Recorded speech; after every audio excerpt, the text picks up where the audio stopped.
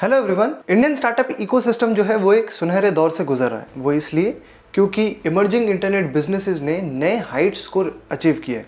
चाहे हम बात करें यहाँ पे फंडिंग के मामले में या फिर मर्जर एंड एक्विजिशंस के मामले में, यूनिकॉर्न्स की भी बात कर ले या फिर हम बात करें यहाँ पे ईसॉप बायबैक्स की। अगर फिनट्रैकर के डेटा की माने तो होम ग्रोन स्टार्टअप्स ने ऑनगोइंग कैलेंडर ईयर 2022 के पहले क्वार्टर यानी कि जनवरी से लेकर मार्च के बीच में $12 बिलियन की फंडिंग रेज की है।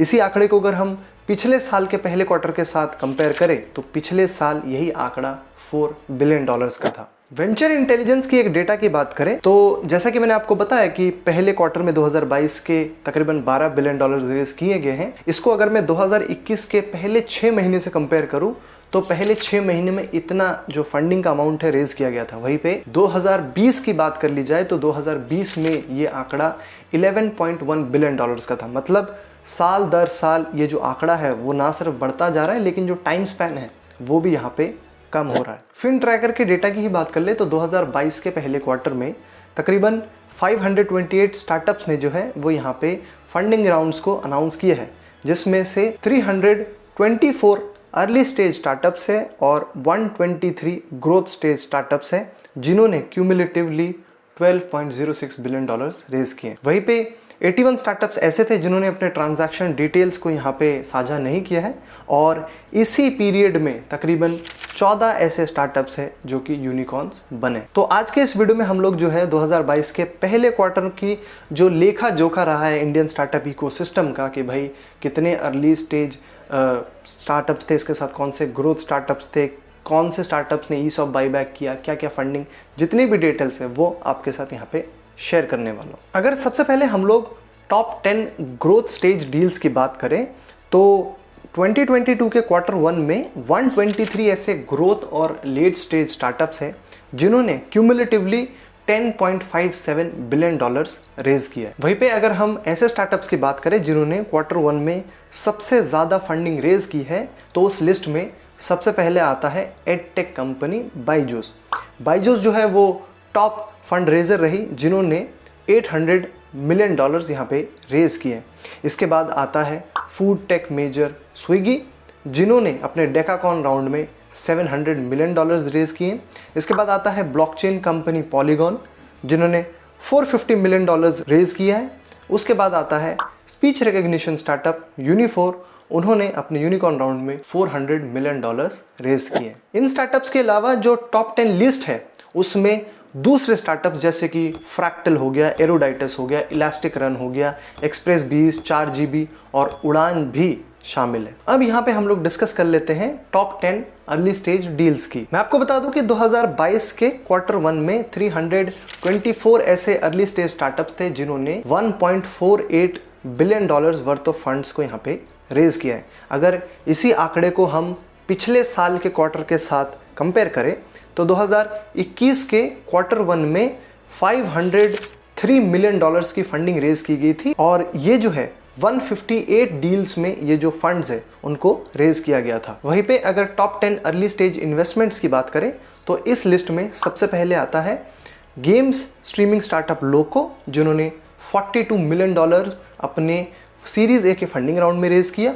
इसके बाद आता है ईवी स्टार्टअप अल्टीग्रीन जिन्होंने सीरीज ए के फंडिंग राउंड में ही $39.8 मिलियन रेज किए। उसके बाद आता है supply chain startup Wiz Freight जिन्होंने अपने सीरीज ए के फंडिंग राउंड में $36 मिलियन रेज किए। इसके बाद आते हैं फिनटेक स्टार्टअप्स जैसे कि जार जिसने $32 मिलियन। इसके बाद आता है स्टॉक ग्रो और वेलोपे, इन्होंने भी अपने सीरीज ए के फंडिंग राउंड में $32 मिलियन रेज किए।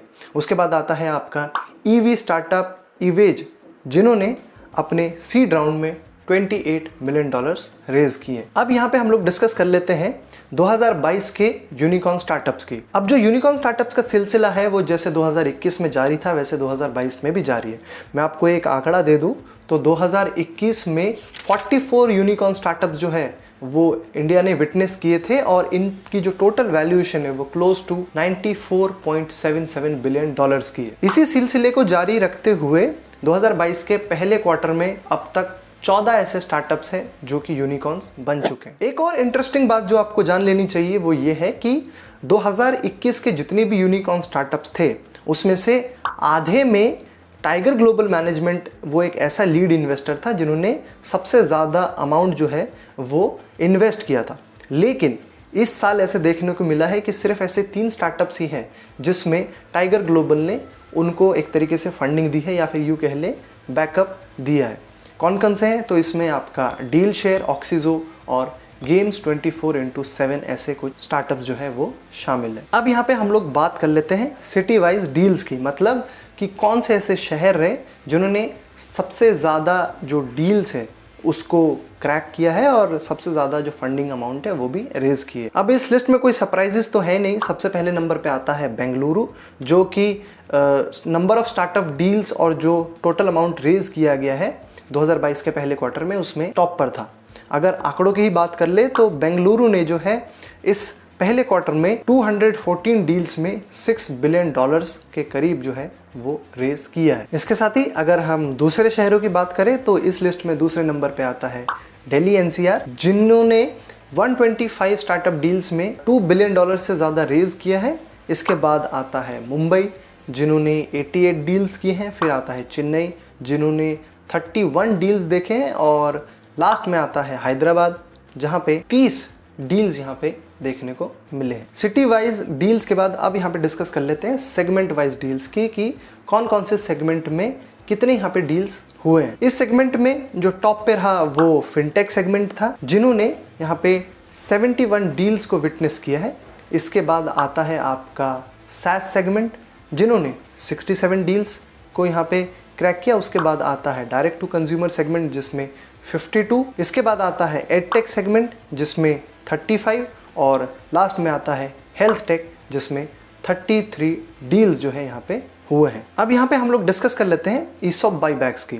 तो पिछले कुछ सालों में जो इंडियन स्टार्टअप्स हैं उन्होंने ईसॉप बाईबैक्स में एक शार्प राइज विटनेस किया है। अगर फिनट्रैकर के डेटा की ही माने तो 2022 के पहले क्वार्टर में $100 मिलियन वर्थ ऑफ ईसॉप जो है वो यहाँ पे स्टार्टअप्स ने बाईबैक किए हैं। वहीं पे अगर हम लोग इस अमाउंट को 2021 के साथ कंपेयर करें तो 2021 में यही आंकड़ा $440 मिलियन का था। पाइन लैब्स एक ऐसा स्टार्टअप है जो कि इस लिस्ट में लेटेस्ट एंट्री की है, जिन्होंने हाल ही में $100 मिलियन वर्थ ऑफ जो ईसॉप है वो बाईबैक किया है। इस लिस्ट में ही अगर हम दूसरे स्टार्टअप्स की बात करें तो उसमें आपके दूसरे स्टार्टअप जैसे कि Rebel Foods, CoinSwitch Kuber, no broker, कास्ट 24, Lead, Slice, Bizongo, HomeLane, Ninja card और जुपिटर भी शामिल है। फंड रेजिंग और ईसॉप बाईबैक की तो बात हो गई। अब यहाँ पे हम लोग डिस्कस कर लेते हैं एक्विजिशंस की। मैं आपको बता दूं कि 2022 के पहले क्वार्टर में होम ग्रोन स्टार्टअप्स ने